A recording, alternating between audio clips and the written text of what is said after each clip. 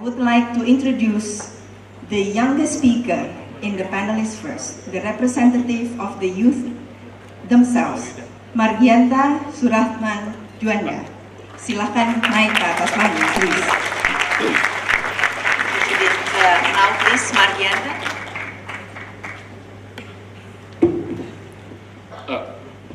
Sorry, so I'm the last, so I will try my best to wrap this up very nicely and quickly. So please I would like to introduce myself. My name is Margianta, but you can call me Gian. And here I'm going to speak on behalf of my friends in 31 cities, Youth Movement for FCTC.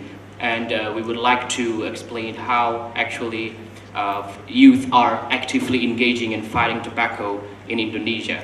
And how, maybe, to put it in a more metaphorical way, is how David is defeating Goliath in Indonesia. Next slide, please.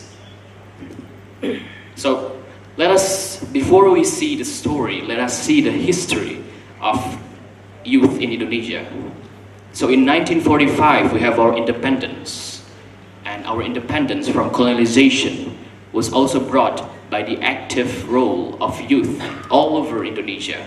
And also Indonesian youth abroad.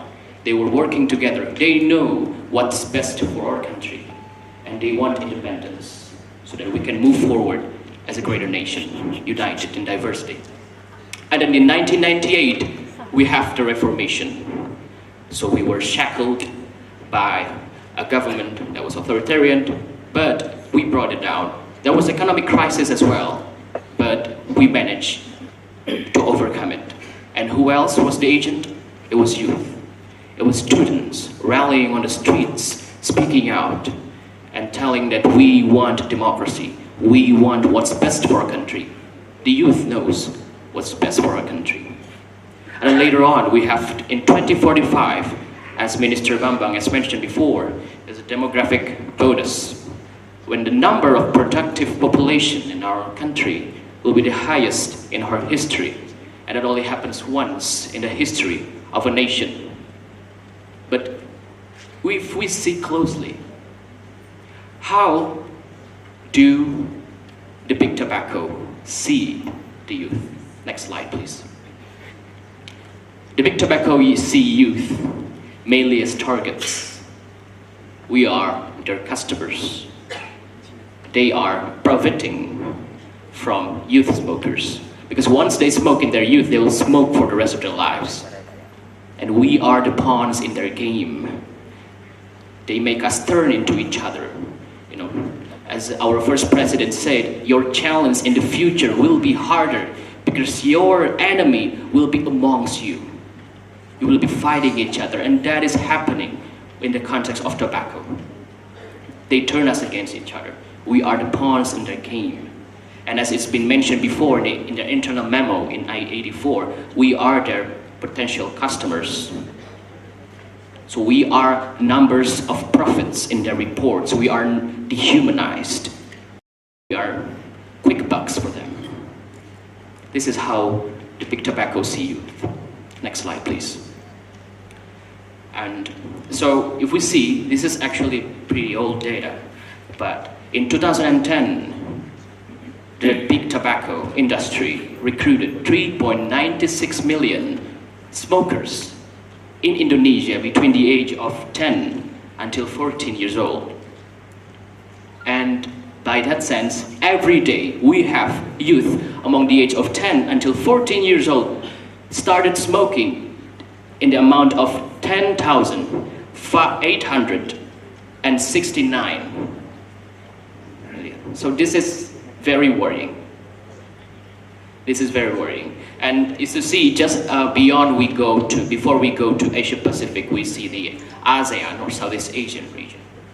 Indonesia also ranks the highest with smokers. In 2014, we have a newer tobacco atlas, but this is from 2014. 62.3 million Indonesians smoke. And the number of sticks smoked every day, 785,920,000, especially with youth smokers from the age of 13 until 15 years old. There are 41%. these numbers are staggering.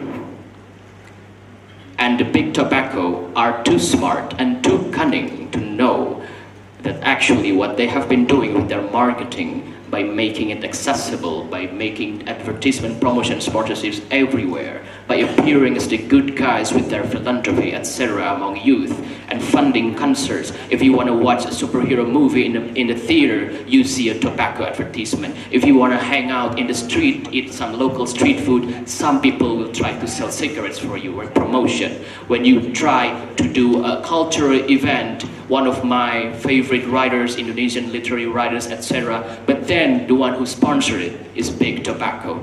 They intentionally make us, especially youth, feel owed to them, that we need their existence, even though they are the very reason why our existence is deteriorating. Next slide, please. So, about my theme, it's David and Goliath. If some of you have maybe heard before, David is a small peasant farmer, right? A shepherd, so to say. And Goliath is a big fighter. Once they invade a place, and they say, and Goliath say, "Come at me, David. You know, I'm this big giant creature, and you're just this little wig with a stick. I'm going to beat you." That's their problem. Because what happens actually, Goliath underestimated David, right? The big tobacco underestimated youth. They see us only as victims, and some people still see youth also only as beneficiary. But actually we can do so much more than photo ops or just making have fun. We actually are contributing real changes, bringing real data. For example, I would like to tell what the youth movement for FCTC has done is we investigated cigarette prices in 19 cities with children forums facilitated for Ministry of Women Empowerment and Children Protection. They monitored how actually accessible cigarette prices are around their places, around their communities, around their schools. And we also did monitoring of tobacco advertisement, promotion, sponsorships in 10 cities. And we actually encouraged many schools in 5 cities to take down the tobacco banners around their schools. And then we put it on a street rally in front of the presidential palace, and we just proved here, these are, and it was full. It was full. So it shows that they really are targeting youth. And the second point about the David and Goliath story is David was a very technical fighter. When the Goliath said, "Come at me, David," David didn't come at him. What David did was he pulled out his secret weapon, and it was a catapult, if I'm not wrong. And then he attacked David and attacked Goliath from a far distance. And then he won, just because of that. And then he came over him and took his big sword and killed Goliath. So, my point being, youth learn fast. They see what they're going to do in circumstances specifically youth-specific needs. And they develop creative methods, out-of-the-box methods. These millennials with their adaptability to change in digital advocacy, etc. So this is actually what we see, is what we do. It's not only youth that we work, but also outside of our NGO, Lentera Anak Foundation, and our movement, FCTC, is we also have other young professional youth that are actually having great visions. For example, one of our breakthrough was we have this so-called FCTC warrior. I think the Minister of Health, once we played the shadow puppets before you. So we make these characters representing 6 points of FCTC, 3 men and 3 women, to make it gender balanced, so then everyone can have their champion. And they represented, one of the warriors' power was to to erase the tobacco advertisement, promotion, and sponsorships, and other kinds of power tobacco control measures. And we play them in front of children, but also in 25 cities, we play them in front of stakeholders, in front of mayors, in front of the health department, etc. And they were nodding their head. Okay, this story has so much more to offer. And we also did many other things. We also gathered 11,022 letters, and we handed over for the president to read. Those are handwritten letters of children, of youth all over Indonesia asking to be protected from tobacco. These are tangible changes. Next slide, please. And the next slide, please. Yeah. Oh, sorry. Before? Yes.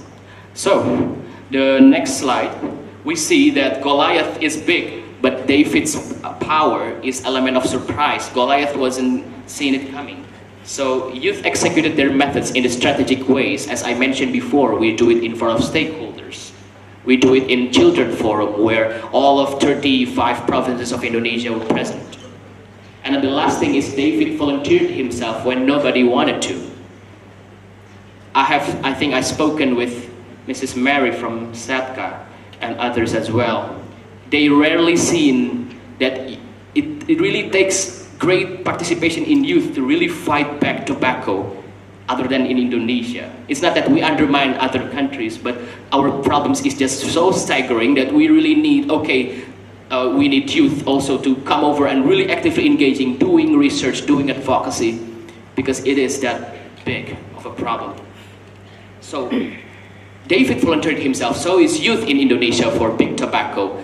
And the funny thing about this is our movement is consisted of various religious backgrounds, of various races, where in the midst of we are having this problem with unity and diversity, not only in Indonesia but also the world, but they tend to put aside the identity politics and unite, rally in one cause, and that is tobacco control.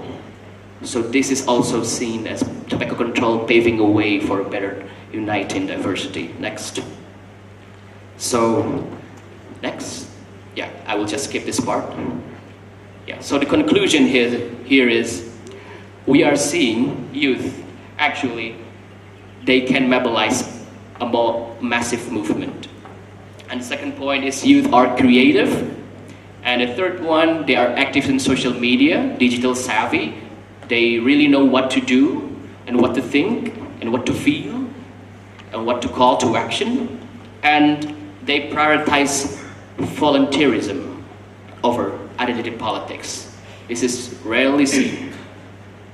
So next. Yeah, so my message here is we are the leaders not only for today but also for tomorrow. We must pay great attention to the participation of youth. We must engage them meaningfully. They are not only beneficiaries, they can also be initiators and collaborators. If we can engage with them meaningfully, we give them a chance, we give them the tools to fight back tobacco, they can be the David that defeats Goliath. And so that we can have a better health, a better future, and better development for our nations. Thank you. Thank you, Margianta.